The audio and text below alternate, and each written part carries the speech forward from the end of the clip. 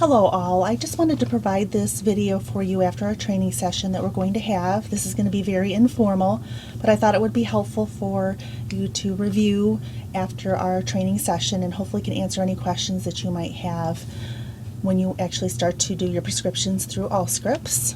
The first thing that I'm going to show you is the screen that you'll default to when you enter into the Allscripts application. It will default to the daily schedule. The banner is going to be blank. You won't have a patient selected yet. So let me show you how to select a patient.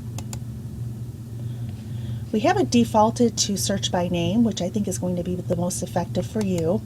But you can change those options to date of birth, phone number, MRN. I'm just going to type in. You need a minimum of 3 letters of the last name and 3 letters of the first name to provide your search for the patient. I'm going to hit enter. Highlight the patient and click OK. Now the screen that you're really going to be interested in is going to be this clinical desktop. Going to the clinical desktop is basically going into the patient's chart. So I want to show you a little bit in this area. So it is defaulted on the problem list, and beneath this you can actually sort by the active problems. So you can take a look at their current diagnosis list, and again you can see the drop down. You can choose multiple options of looking at their problems. Going over here to the chart viewer, this is going to be the area that's going to contain any progress notes, office notes, discharge summaries, as long as it was with Lords. You'll also see radiology reports, lab reports within this area as well. I'm going to hop over here to the medication tab, and within the medication tab you can search past medications, all meds, and orders as well. You'll most likely just use the default, the current medications. Now there is an option for making this area bigger. I am on the med tab. I'm going to click this tile here that will change this to a full screen. This will give you a better view of the medications. And this is helpful for those patients that have an extensive medication list. So within this medication list, I'm going to do a couple things to show you some different options for ordering medications. Now this patient does have a pretty robust medication list already, but I'm going to show you how to add a brand new medication. I'm going to go to the Rx tab, and I'm going to order insulin.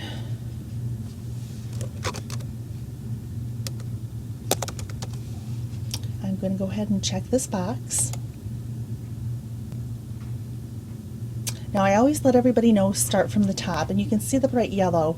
That's an indicator that these are fields that have to be filled in order for you to complete this prescription. The very top right hand corner here is it wants to be linked to a problem.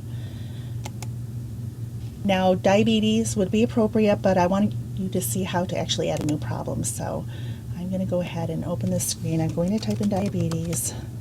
I'll just get a little more specific. I'll choose diabetes type 2. And you'll see the green check mark appear here. You want to make sure you click OK. And now that is linked to the order.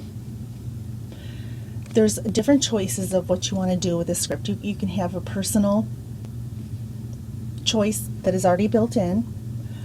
You may need to choose a different option, so I'm going to go with 50 units, and you can change that depending on what type of medication that is.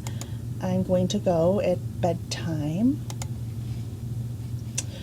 One thing that's helpful here when you're ordering the day's supply, this drop down offers a 10 ml vial.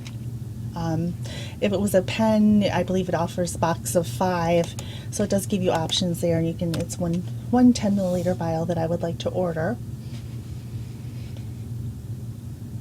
I want to make sure that you either choose send to mail order or send to retail. Now it's a possibility that you may have to add the pharmacies. In this case, this patient does have a couple pharmacies already available, but I want you to know how to add a pharmacy in here. So I'm going to go to the binoculars.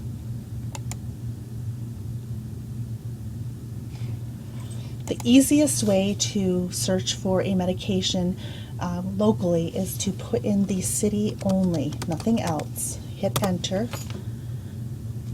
This is going to narrow it down to only pharmacies in the Vestal area. So I'm going to go ahead and add the words Shippers Road. So that will be available. In the drop down here, if you have one of those patients that has medications going to multiple pharmacies, you'd be able to see the multiple pharmacies here. The same option in mail order. Maybe it's not Express Scripts, it's changed this year to a new pharmacy. In this case, you can't type in the city, unfortunately. You have to have a little more information. I'm going to look for Martin's Point. Some of these can be challenging to find.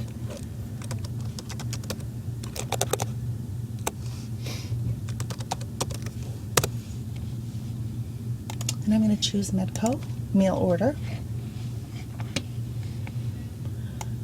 I'm going to go ahead and slide down here. You do want to make sure, and this should default to your names. This shouldn't be a problem. But just make sure the order by manage by is correct in here. I'm going to change this to just recording for purposes of I don't want to actually send this to a pharmacy. So I'm going to go ahead and save and return because I have possibly another medication that I need to order. So I'm going to go ahead and order some Victoza. A lot of times when you type in the medication, they might not automatically pop up, so make sure you hit enter after you type in the name, just in case it doesn't pop up automatically. I'm going to go with Victoza. I had already highlighted diabetes type 2, so that is already here and filled in. I showed you new structured last time where you can fill this in. This time I'm going to show you new free text. So you have three options. There will be built-in personal options. You can use new structured or you can do a new free text. I'm just going to type in test here just to give you an example. I'm going to go with 3 mil pens. I could go with 3 of them. I'm going to say 3 boxes. And again, I'm going to save and close, and I'm going to go back to my medication list. So on this medication list, I want to show you a couple other things that you might need to do. You notice this medication's on the list. You know it's a mistake. The patient's never taken it. It shouldn't be there. So you can right click this. There's a little arrow down here that's pretty hidden, but you can choose entered an error. So that's what we're going to do with that medication. Lisinopril, we're going to change the dose. I'm going to right click. Many of the functionalities with Allscripts are right click. So I'm going to click edit, and I just want to show you what this is going to look like here. You do have options of changing doses. You can change the way they take the medication as well. Again, you can use this new structured or new free text. So there's options there in updating the medication. I'm just going to change this to 20 milligrams. I'm going to click OK. I'm going to give you another example. Looks like warfarin, it's already been ordered in the past. They do need a refill. I want to show you this example. So it has been ordered in the past. I'm going to click edit. Because this medication has been ordered in the past, you can see things are all grayed out, and it's not going to really allow you to make any modifications. It's just a built-in protection within here. So I'm actually going to cancel this. What you can do when you need to make a modification in this case, right click, choose to renew with changes. You can come up here and make sure you click record without ordering because you're only making a change in the dose. You don't need to send it to the pharmacy. Then you can do the drop down and you can choose the alternate dose.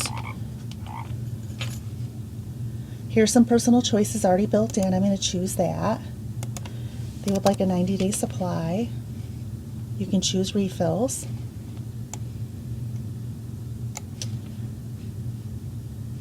Make sure everything's correct and just click OK. So that's going to update that dosing for that.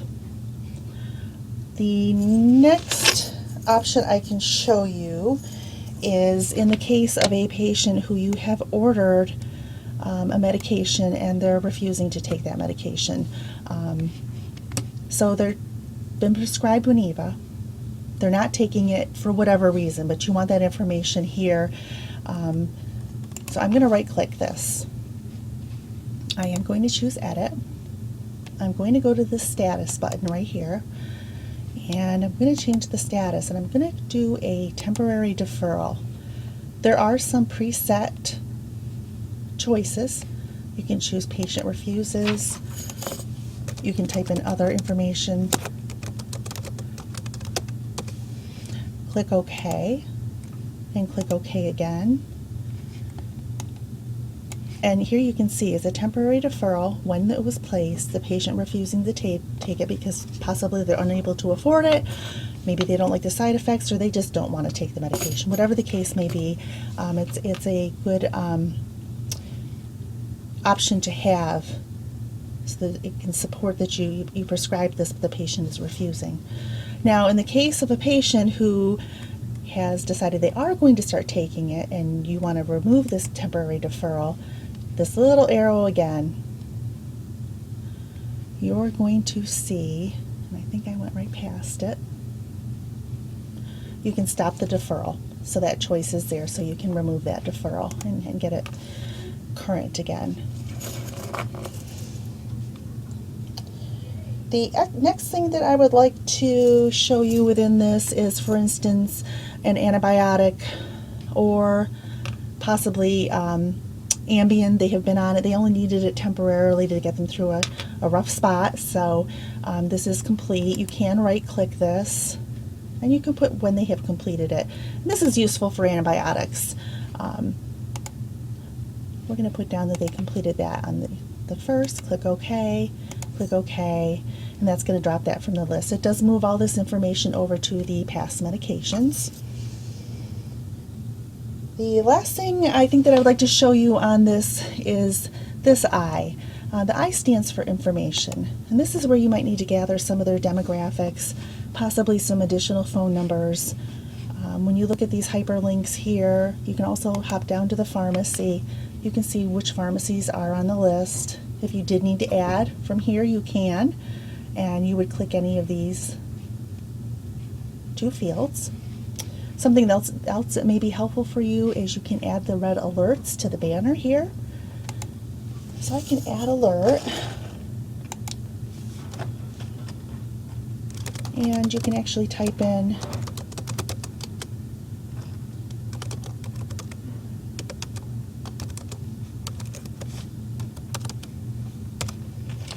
I'm going to click OK. I'm going to close this screen, and you can see where I typed in that alert: patient due for mammogram 3/2017. And these can be really useful to help you out as reminders. And you can put anything in there, and they are easy to delete. Let me show you how to delete them. You just go right here. You can see the hard of hearing. You can click delete, and that's going to remove that from your alert area. The last thing I will show you is you're going to see this commit. You'll have to be very committed with this system. You'll click commit. What this is going to do is going to give you a chance to take a look at anything that you have added here. So anything in this magenta, you can still alter. Again, right-click functionality. Maybe you want to cancel the entry. You didn't mean to do anything with that medication. You may need to edit, etc. Next thing you're going to do is you're going to click Save and Continue. I'm not printing anything, so I'm just going to cancel these screens.